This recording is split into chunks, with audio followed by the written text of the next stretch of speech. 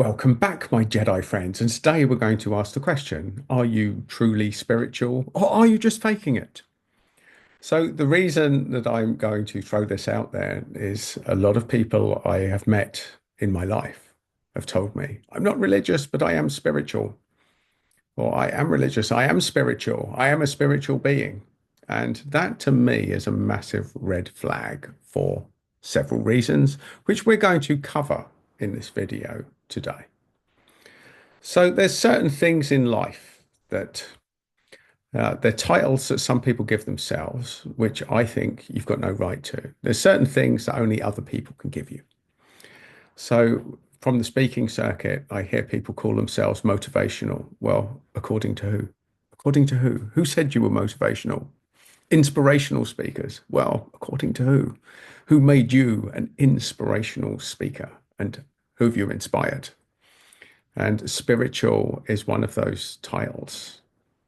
I'm, who is spiritual? Well, who is that to say? Who is to say? Where is the benchmark? Who has the manual on do I tick the boxes to be spiritual?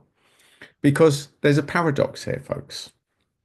For things like inspirational, motivational, spiritual, I believe, and this is my belief, and by all means, question me on this, that people who are truly spiritual, motivational, inspirational will never need to tell you. They won't need to tell you because they are what they say they are, or what they don't say they are. You will decide for yourself whether they are or not. And this is really what I want to talk about today. A lot of people with branding, they get told to big themselves up. So I understand this. I've been told things along this on the way. Get your titles, get your qualifications there.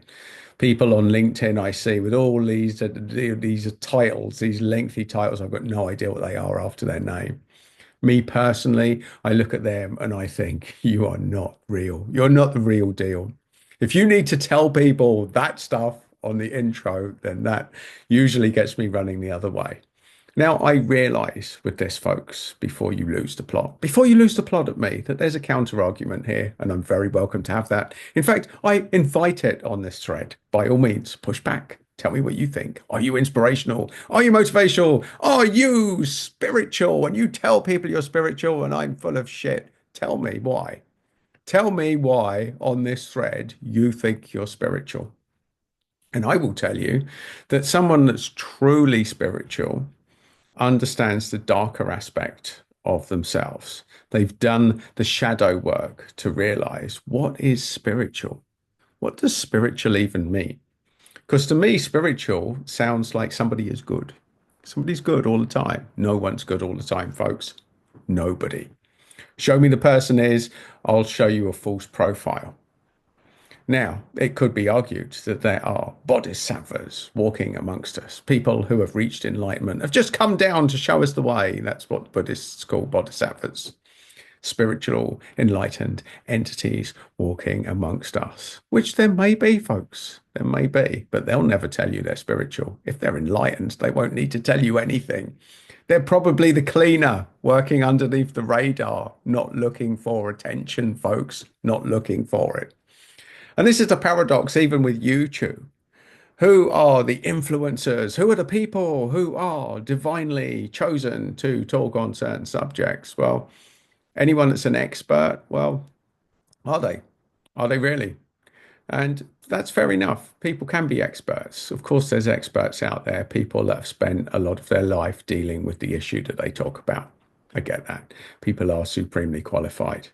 It's just my finding, certainly from some of the training programs that I want, when people put themselves as spiritual, we always find the chink.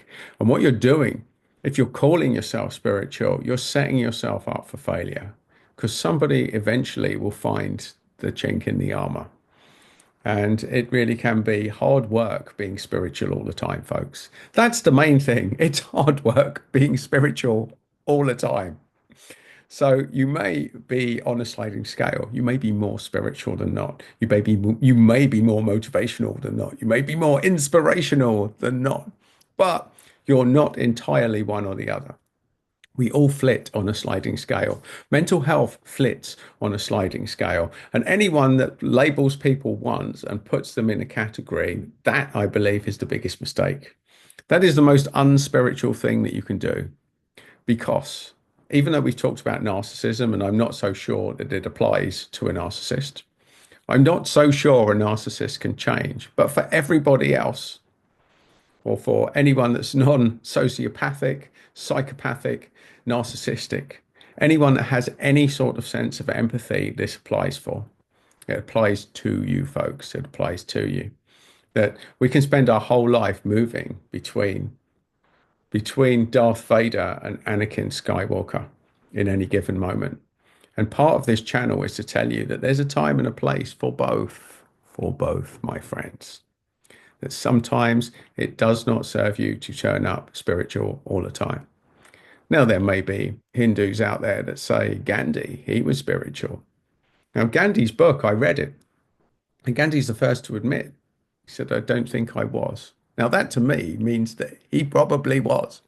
I can get that. Gandhi, I would give him the benefit of any doubt here and say he probably was more spiritual than most of the time. I'd say that was a good benchmark as to what is spiritual or spirituality, because some of the stuff that he endured, and a lot of the stuff in his book talks about his time in South Africa, which was, stuff that wasn't mainstream. He had to endure quite a lot there, being thrown off trains and all sorts of prejudice that he had to go through, folks. So there are people out there that are spiritual. A lot of people aren't. Anyone that says that they're spiritual, for me, that's a red light.